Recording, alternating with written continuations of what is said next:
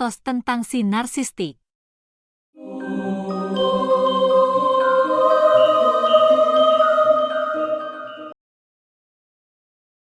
1. Si narsistik tidak bisa mengendalikan perilaku buruknya. Beberapa orang percaya bahwa si narsistik tidak dapat mengendalikan perilaku mereka, jadi ketika si narsistik berperilaku buruk, mereka harus dimaklumi. Tapi ini tidak benar. Si narsistik bisa menjadi sangat baik dan perhatian ketika mereka menginginkan sesuatu. Mereka suka memberikan love bombing selama berbulan-bulan dan memperlakukan orang-orang tertentu dengan sangat baik jika mereka ada maunya. Hal ini menunjukkan bahwa si narsistik bisa mengendalikan perilaku narsismenya. Mereka hanya memilih untuk tidak melakukan upaya tersebut dengan orang-orang tertentu, biasanya orang-orang yang dekat dengan mereka, dan orang-orang yang mereka anggap lebih lemah dari diri mereka. Memaklumi si narsistik berarti memberi mereka izin untuk berulang kali melakukan pelecehan terhadap orang lain. Karena si narsistik senang menghindari tanggung jawab atas perilakunya.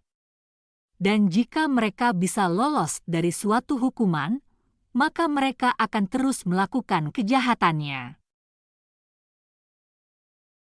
2.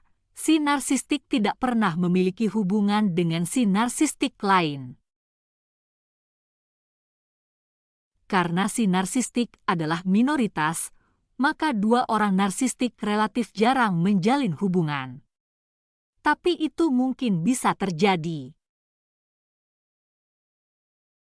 Orang narsistik seringkali jatuh cinta satu sama lain karena mereka berdua menyukai pujian, mereka berdua jadi terpikat.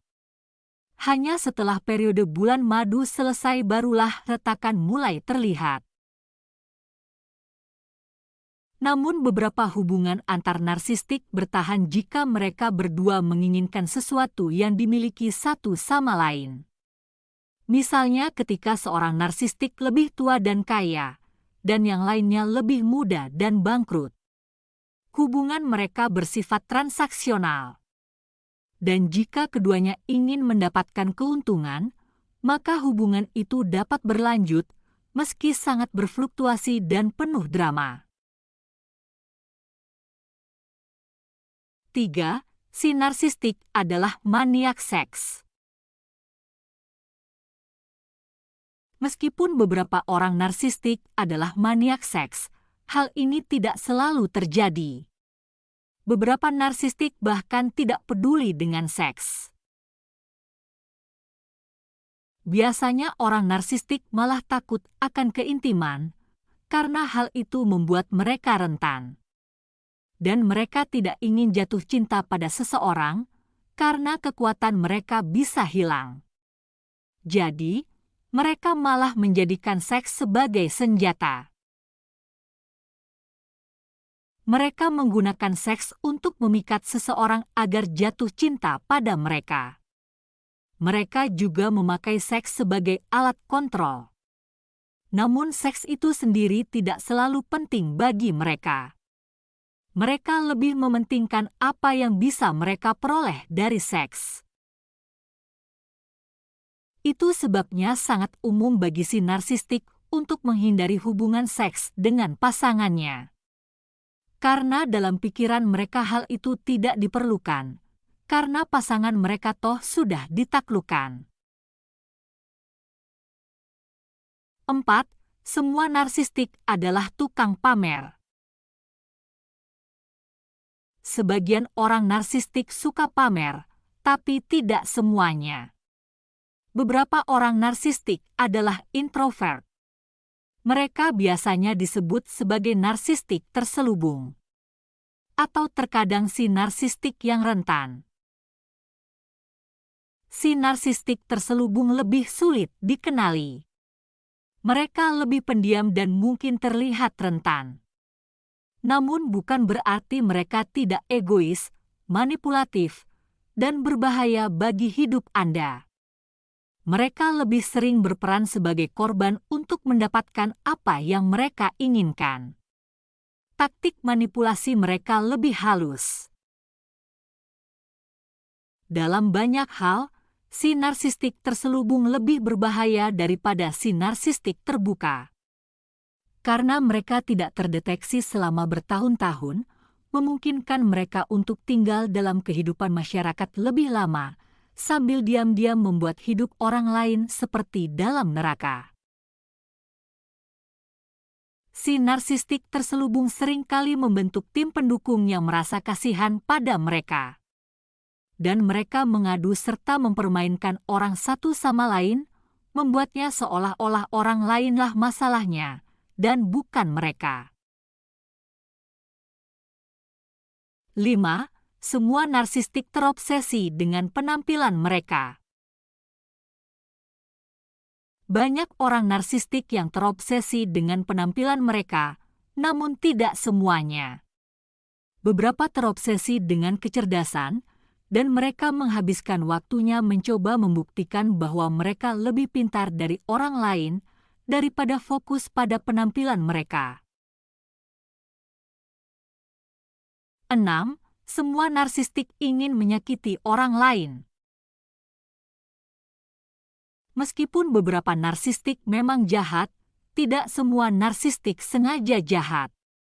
Beberapa menimbulkan masalah bagi orang lain karena mereka terlalu fokus pada diri mereka sendiri dan tidak menghargai kebutuhan orang lain.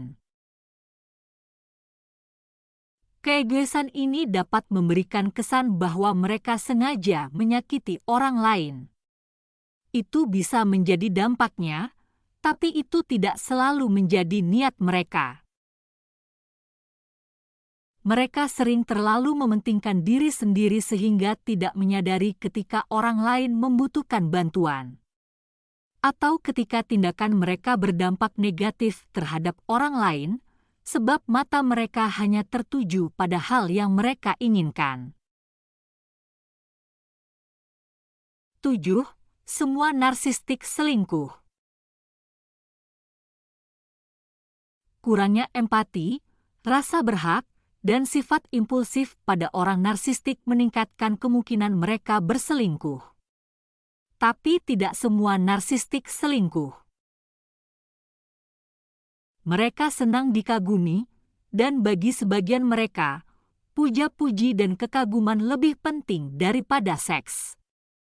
Jadi, meskipun secara teknis mereka tidak berbuat curang, mereka mungkin menggoda orang lain untuk mendapatkan yang mereka inginkan.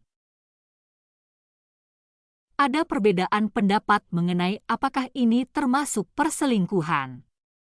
Dan mungkin Anda bisa menyebut ini selingkuh secara emosional. Beberapa orang narsistik sangat menghargai reputasinya sehingga mereka tidak mau mengambil risiko demi perselingkuhan. Karena mereka akan malu reputasi sempurna mereka tercoreng jika tertangkap basah. Sebagian yang lain mungkin tidak mau berbuat curang karena kerugiannya terlalu besar, misalnya jika mereka memiliki pasangan yang berharta atau populer. 8. Semua orang narsistik adalah manipulator ulung. Beberapa orang narsistik adalah manipulator ulung, tetapi tidak semuanya. Beberapa yang lain punya kehidupan menyedihkan. Si narsistik seringkali memperkirakan kecerdasan mereka sendiri terlalu berlebihan, sehingga mereka meremehkan orang lain. Dan hal ini dapat menyebabkan mereka gagal dalam melakukan manipulasi karena tidak memikirkannya secara matang. Beberapa orang narsistik memiliki kecerdasan yang lebih rendah. Dan hal ini dapat membuat manipulasi mereka tampak kekanak-kanakan karena kurangnya kecanggihan mereka. 9. Orang yang berbuat baik pasti bukan si narsistik. Ini penting untuk diperhatikan. Banyak orang yang berbuat baik adalah orang narsistik. Jangan pernah beranggapan bahwa orang yang berbuat baik itu bisa otomatis dapat dipercaya. Orang narsistik ingin dikagumi lebih dari kebanyakan orang. Malah beberapa terlibat dalam kegiatan amal, sukarelawan, dan perbuatan baik lainnya untuk mendapatkan perhatian, pujian, dan kekaguman. Jadi berhati-hatilah untuk berasumsi bahwa seseorang yang melakukan perbuatan baik pastilah seorang neurotipikal yang berempati. Karena orang-orang yang berbuat baik ini mungkin sangat berbeda di balik pintu tertutup. Meskipun mereka melakukan kegiatan amal, mereka masih punya potensi untuk memanfaatkan dan memanipulasi Anda. 10. Si narsistik akan menjadi baik seiring waktu. Banyak orang yang tidak memahami narsisme percaya bahwa si narsistik semakin membaik seiring bertambahnya usia. Dan keyakinan ini membuat mereka bertahan selama bertahun-tahun, dengan sabar menunggu hari di mana si narsistik akhirnya akan sadar dan bertobat. Namun ternyata, hal ini jarang terjadi. Beberapa orang narsistik belajar menyembunyikan narsisme mereka dengan lebih baik. Namun mereka jarang mengubah cara berpikir mereka yang tidak sehat. Dan betapapun baiknya penampilan mereka, narsisme mereka masih tersembunyi di balik permukaan. Neurotipikal biasanya melunak seiring bertambahnya usia, karena mereka belajar dan bertumbuh. Namun si narsistik seringkali menjadi lebih getir dan kesal, karena orang-orang di sekitarnya bersikap lebih bijak dengan menghindarinya. Ditinggalkan banyak orang, si narsistik berjuang untuk mendapatkan kembali suplai narsistik yang sangat penting bagi mereka. Jadi, Anda mungkin melihat lebih banyak perilaku narsistik mereka seiring bertambahnya usia, terutama dalam beberapa tahun terakhir kehidupan mereka.